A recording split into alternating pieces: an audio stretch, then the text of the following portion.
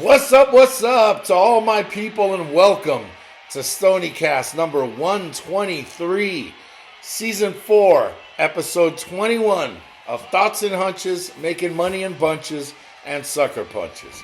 It's your boy Stony coming back at you for the 123rd time. Can you believe it? And I'd like to welcome all of my fellow scumbags, lowlifes, hoodlums, shady characters, anybody named Phil Mickelson, altar boys with unhealthy relationships with their priests, hustlers, foul-mouthed raging alcoholics, cheats, friends and family of the gooch, fienders with abusive language, degenerates. Let's face it, anybody with a massive gambling problem. If you're new to the show, hey, that means you probably fit into one or more of those categories, so welcome, because you're one of us. One of us, gooba gubba, one of us. We accepted one of us. Sorry, you get carried away for a moment, Hey, make sure to hit the subscribe button right down here in the lower right-hand corner so that way you can get notified every time I put out a new video.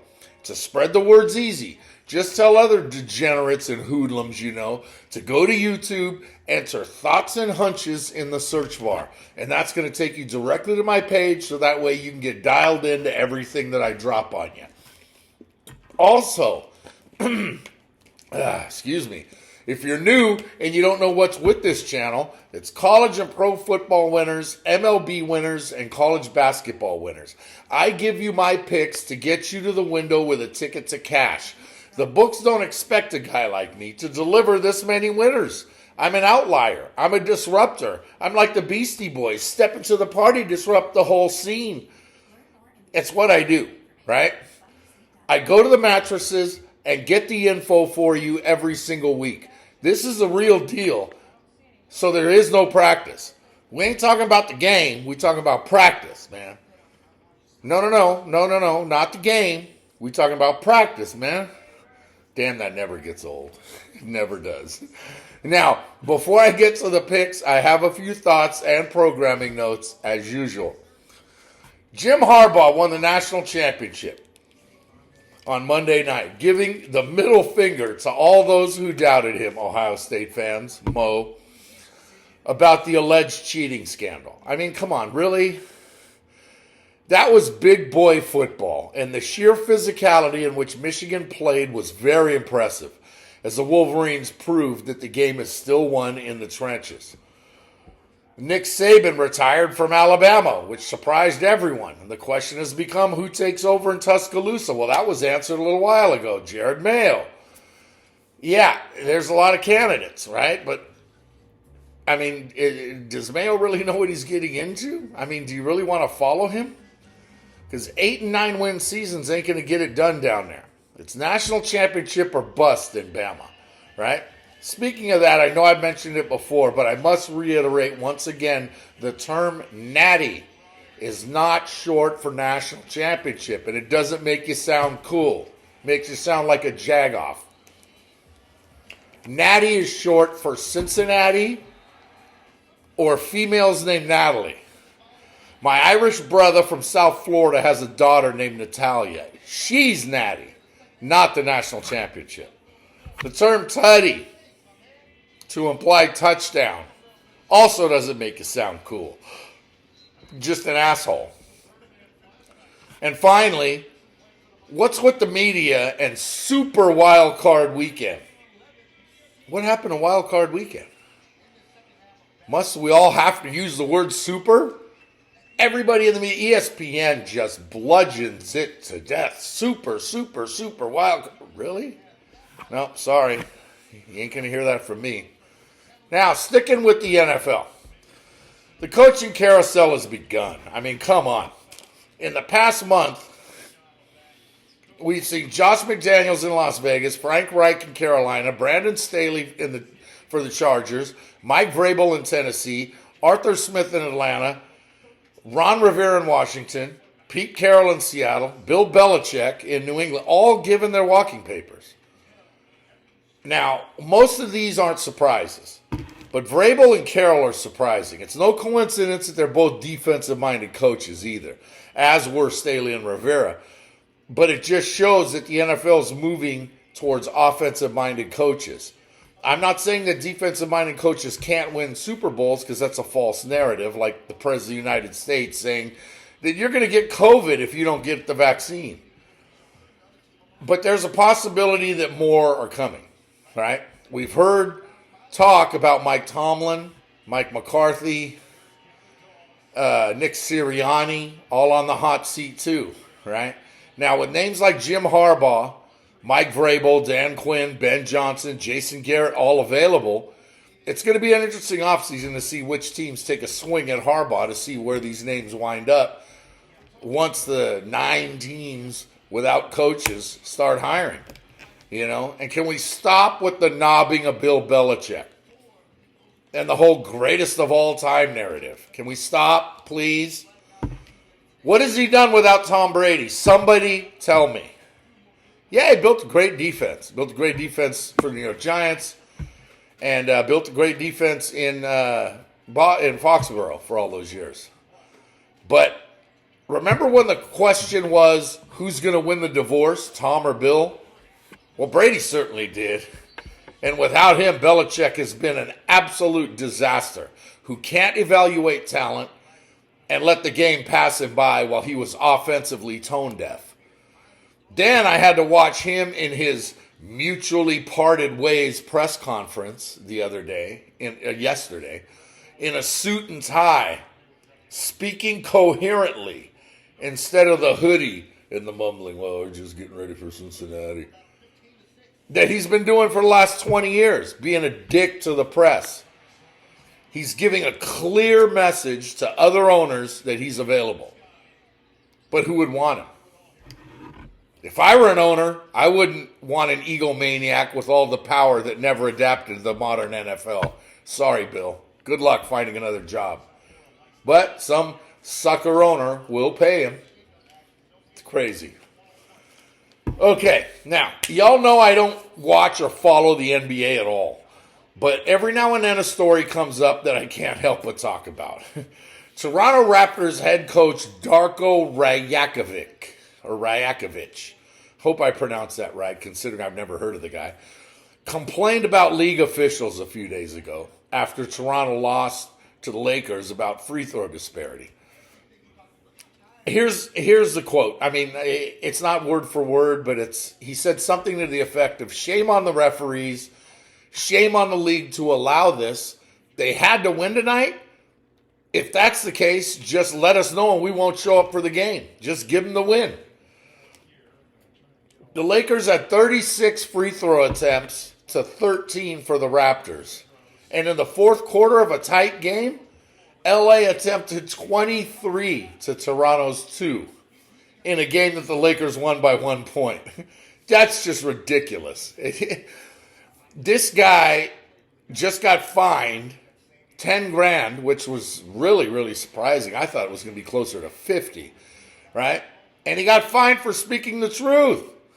Kind of makes you think, though, about the powers that be deciding who wins a certain game, right? I don't say that games are fixed like a lot of spurn gamblers do, all you freaking degenerates out there. But stuff like this just kind of makes you stop and think. Now, to the week that was last week, an uneven performance throughout the week in college hoops got a hell of a lot better with a solid Sunday that made the week a 41-33 winner. Solid. Not great, but profitable. In the national championship on Monday night, I hit the money line with Michigan, lost the side with Washington, but I hit the total under 55.5 to close out the season. The last weekend of the NFL's regular season was much better than the previous weeks for me, and I finished with a 10-6 number, which was just what the doctor ordered.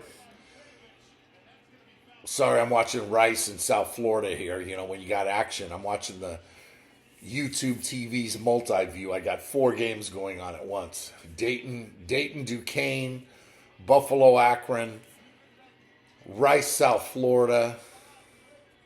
Wow, and then the other one's at a commercial. But, yeah, wow. Okay, here are the numbers from last week. 52 wins, 40 losses. 56.52%. Not a great week, but profitable.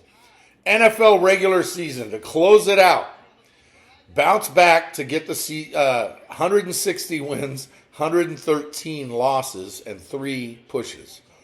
So I bounced back after a rough 3 or 4 week stretch there, and I got the season number over 58%. That ain't bad. It's not good considering where I was at 62, 63% for most of the season.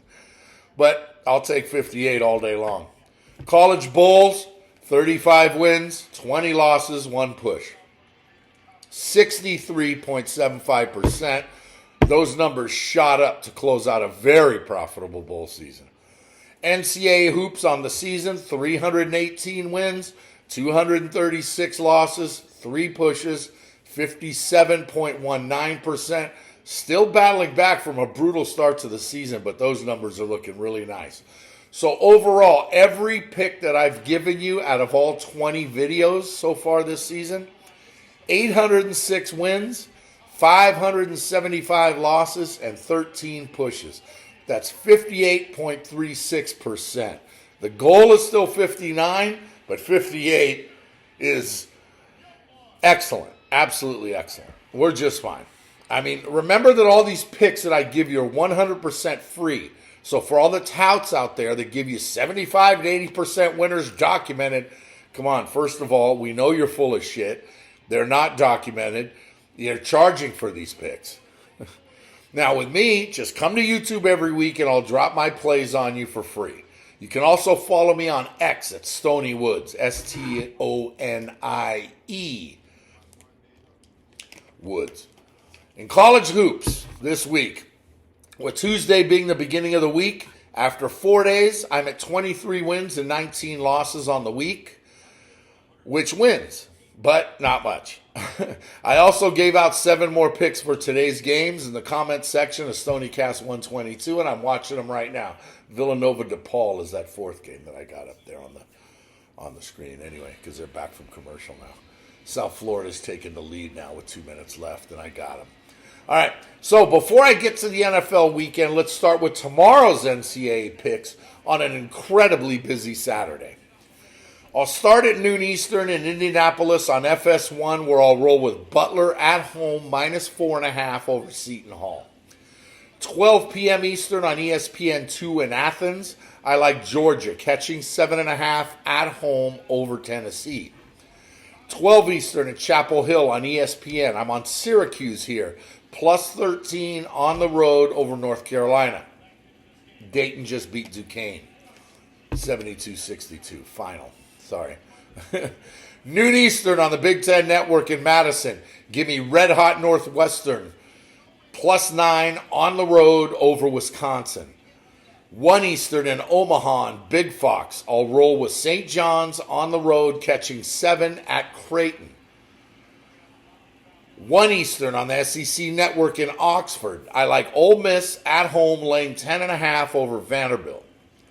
2 Eastern in Lawrence. I'm on Kansas, -5.5 at home over Oklahoma in a battle of 2 top 10 teams, and the game is inexplicably on pay-per-view. It's just sad. We'll get to more. I'll get to that in a minute. 2 Eastern on CBS in Albuquerque. Give me New Mexico -2 at home over San Diego State.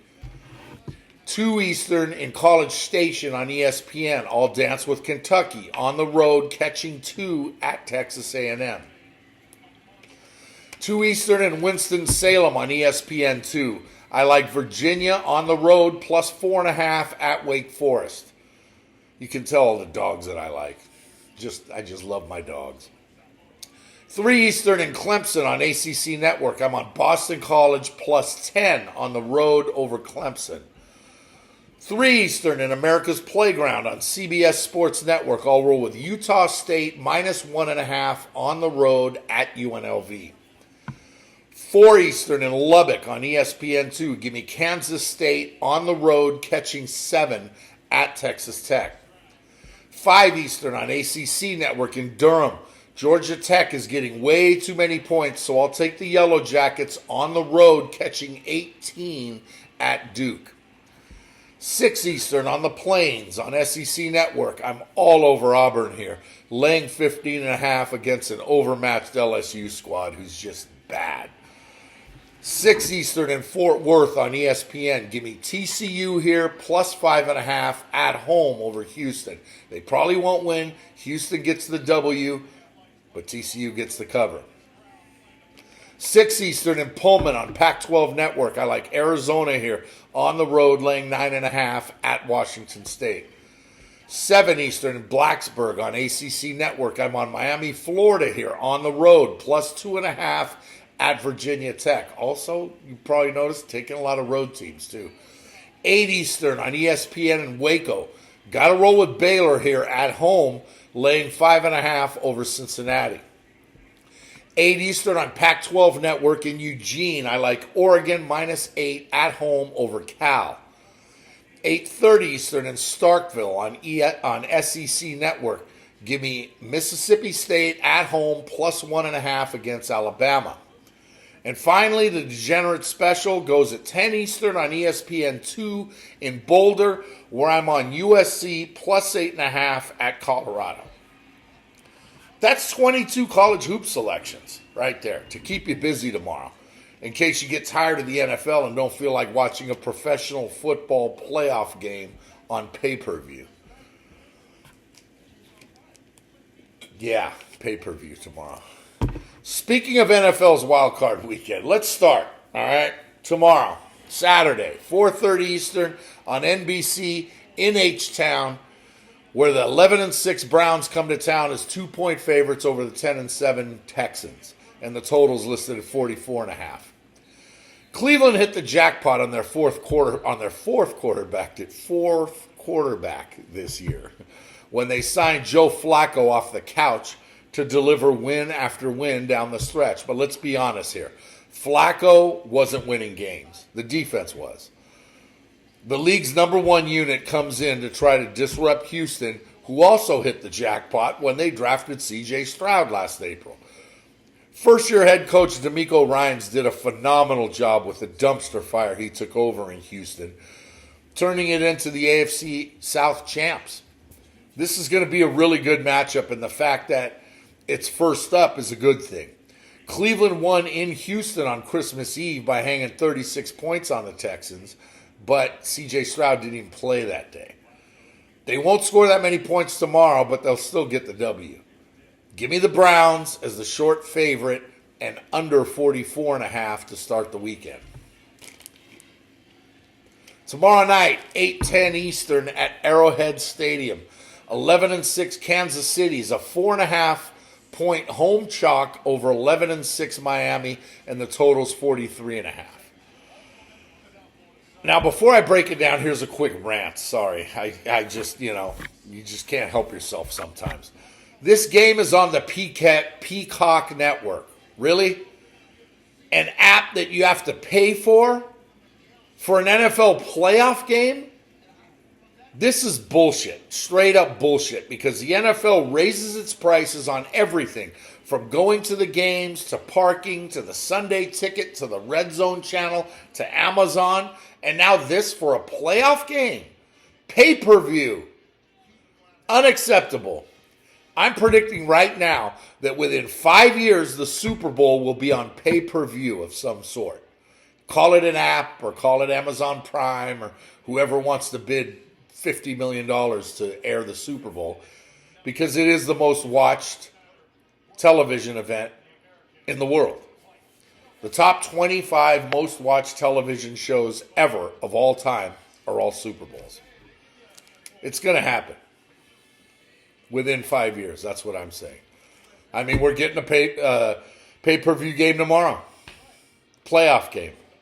This is just the start of it. So just, prepare for that. Now, for the game. Yeah, Miami shot out of the gate with their gaudy record, but they stumbled down the stretch. They can't beat teams with winning records. They don't play well in cold weather, and they're riddled with injuries. KC has been disappointing this season without Eric Bieniemy calling the plays. A quarterback who loses his cool too much these days. Wideouts that can't catch. And a tight end that's aging and distracted by dating possibly the most famous woman on the planet. KC never performs well as favorites, but with freezing cold temperatures expected for Arrowhead, I just don't see the Finns going in there and getting the W. This one scares the shit out of me because the under is nearing lock status and both teams have a shot. So I'll reluctantly take the Chiefs, laying the 4.5 and under 43.5 on the freaking Peacock Network. Moving on to Sunday. We'll start at 1 Eastern on CBS in Orchard Park, where 11-6 Buffalo is a 10-point favorite, home favorite, over 10-7 Pittsburgh, with a total of 35.5. If the freezing weather in Kansas City tomorrow night wasn't enough for you, this one's going to be played in the snow and dominated by the defenses. The Bills were dead in the water at 6-6, but ripped off 5 straight to steal the AFC East from the Dolphins behind an improved running game, a defense that made big stops on third down to get off the field, and Josh Allen being, well, Josh fucking Allen. The Steelers fought and clawed their way to a playoff spot based on Pittsburgh football, which has been the same for 50 years, for 60, 70 years. It's always the same.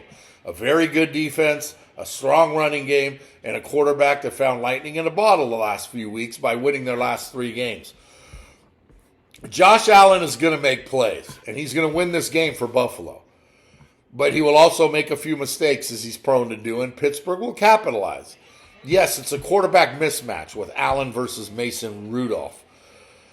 But anytime a Mike Tomlin coach team is getting double digits, especially in January, I just can't pass them up. Buffalo wins at 20-13, but doesn't cover.